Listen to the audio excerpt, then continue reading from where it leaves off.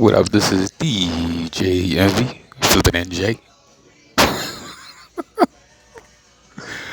Yo, I hate to laugh, but that compilation that they got going on YouTube, where it's just non-stop clips of him saying, "What up? This is DJ Envy," and the other dude coming flipping NJ.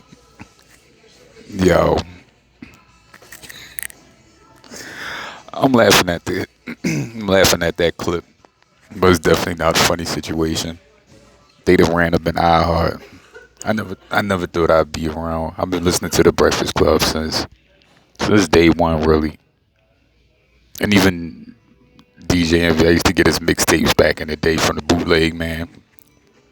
So maybe I'm just back. I'm buying scam music from the bootleg man. But anyway, so I know DJ Envy going back a long time, it's like the early 2000s, buying his mixtapes, which I used to like, and knew Charlemagne for a long time from Wendy Williams, of course. Yo, I never thought I'd see the day where the feds would be running up. You gotta think of all the stories they've reported on the good and bad, of all the stories they've reported on the Breakfast Club over the years. I never thought the Breakfast Club would be the story of the damn feds running in there confiscating their laptops because of DJ Envy flipping NJ. Let me tell you, I know people personally that have tried to get me to do flipping houses. Good people, I'm gonna say. As far as I know, man, maybe they. I'm assuming they wasn't scamming because none of these people I know that do it are in prison. But also none of these people probably got the money or the connections that a DJ Envy has to get like some serious money that be on the Fed's radar. But you never know. But my thing was, I remember when my dad died, and he left me some money, and I was telling my homie. Well, he ain't really my homie. He's just kind of somebody I just kind of know. And he was like, "Yeah, you should invest some of that money because he's like, I buy like tore down apartment buildings, and we all invest, we get them fixed up, and then once they get sold, after they get remodeled and sold, you make this amount of money back." And even before that, I've had people forever. I say over the last 20, not 20, maybe the last 15 years, I can't tell you how many people I've come across that I know personally or just in general. They'll be like, "Yeah, you should get into real estate, man. It's easy. You just go through these classes, you get a real estate license, and you just buy, you find, properties you invest in, put some money inside, buy these properties, and then, you get them fixed up, this and that." I don't know much about real estate, which is one of the reasons. Well, one, I don't know much about real estate. Two, it's not my interest. For me, I want them people. If I got an addictive personality. So if it's something I'm really into, I'm like really into it. But if it ain't something I'm into it, I have zero interest in it. Like in my job, like I work at like I help run a homeless shelter. And you gotta cook for the residents sometimes. And I stay having like some of the female staff like, "Nah, I'm gonna teach you how to cook. I can teach you this, teach you that." And I'm like, yeah, I have zero interest in learning how to be a good cook. I know how to cook good enough for me to get by. I don't have no kids. People are, they always say, "Oh, when you're looking for, well, man wants a woman that could cook." Not really. It ain't. I don't give a damn if a woman could cook or not because food ain't really a big part of my what I need in life. But anyway, so if it's something I ain't interested in, or I'm not gonna get involved. That's just the type of person I am. Either I'm all the way in, or I'm all the way out, and I have zero interest in learning anything about real estate. I don't even. I don't even think I'm ever even gonna buy a house. I like being in apartments, a condo. If I get to that point one day, I like something that I'm renting and that I could walk away from after a year or 2 years, whenever I sign the lease. I'm not into buying no houses. I don't give a damn about owning no. If I hit the lottery, I guess I would. For millions, I guess I would buy a house or something like that. But for the most part, I have no real interest in like real estate shit. So every time people came to me with these real estate, "Oh, you can flip this, flip that," I'm like instantly, I'm like, nah. One, because I have zero interest in real estate. Two, they make it sound so easy. And whenever somebody tell you can make a lot of money that easy, your antennas should go up. And all these people, ones that I know personally and that I just know in general, they the way they always say, "No, I'm telling you, it's easy, man. Don't worry. I'm telling you, it sound complicated, but it ain't. You just do this and do that." And I'm telling you, like a year later, you gonna be like, "Damn, I got this much out of that." Nah, it just sound too good to be true. So, and if you somebody like DJ Envy, this is what I don't get. I'll say this again. I said this in one of my shorts. I think DJ Envy. I don't think he purposely scam people. I don't know Envy. Never met him.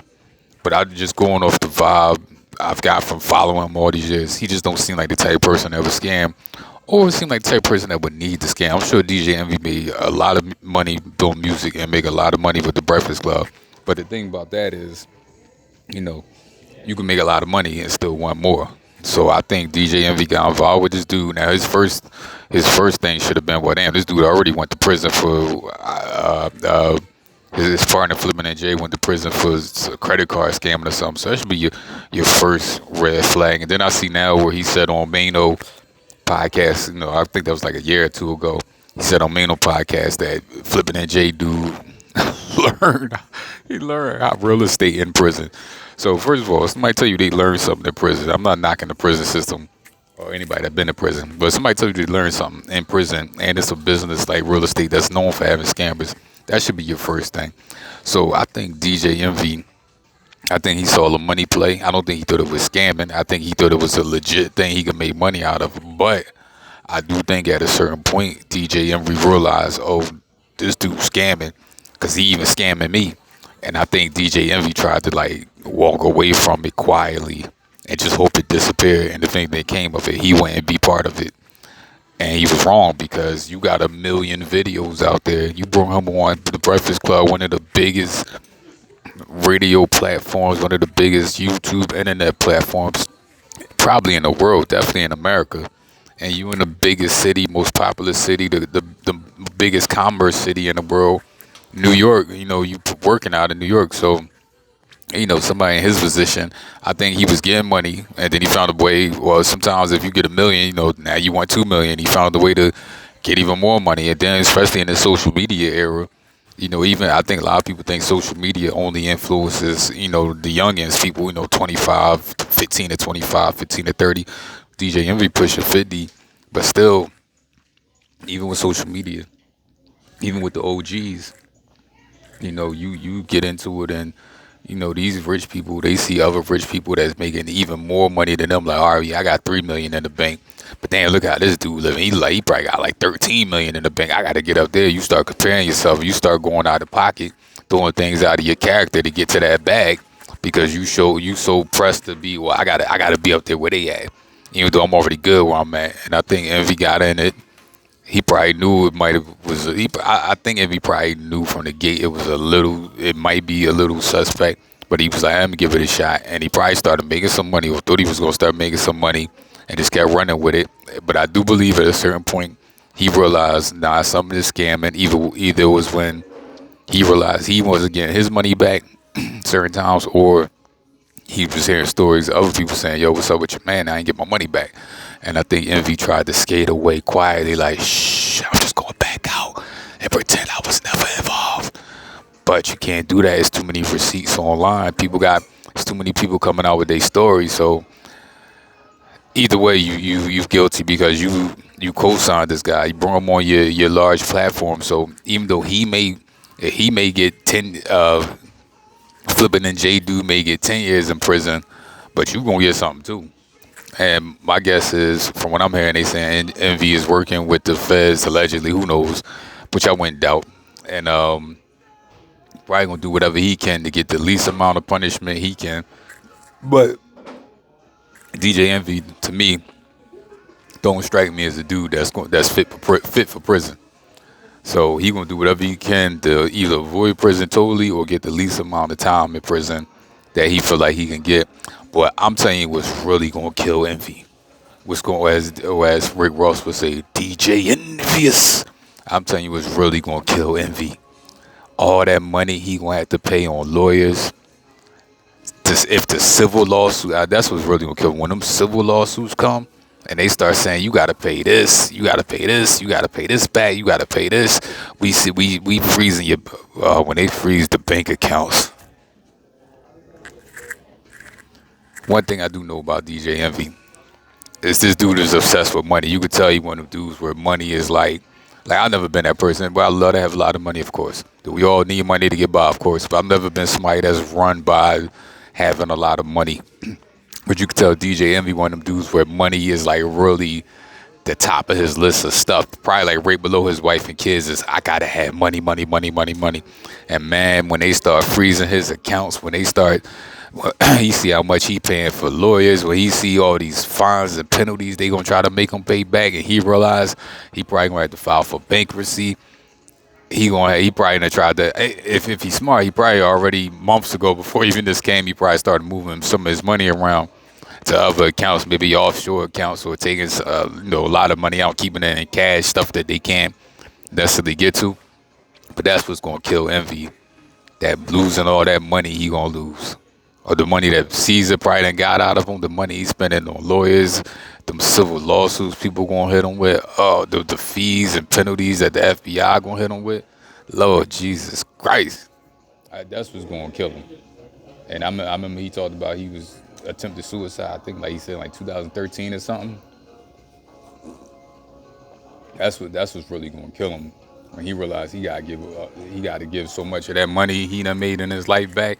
He got to go from having these car shows and living in this big house and buying his wife all the stuff and I don't know his wife, but I just get the vibe too that his wife, she probably one of them women that's like, nah, I'm used to a certain lifestyle now, and I need to maintain this.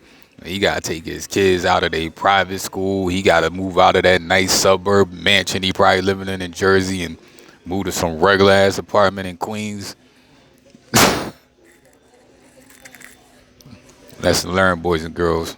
It seems too good to be true. It probably is. And if somebody went to jail for murder, I probably don't want to go to the gun range with them. If somebody went to jail for playing with kids, I probably don't want to do nothing with them that involve kids.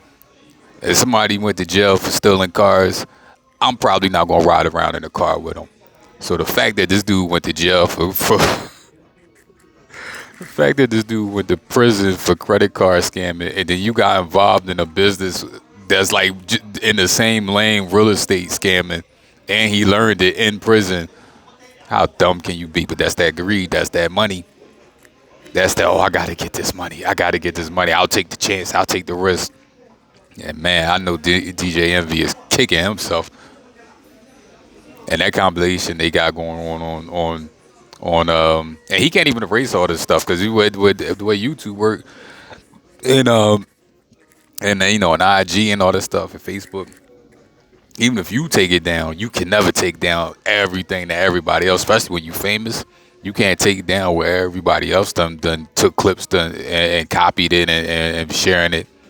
So, man, I want to know what they got off them laptops. I want to know what the Breakfast Club gonna do.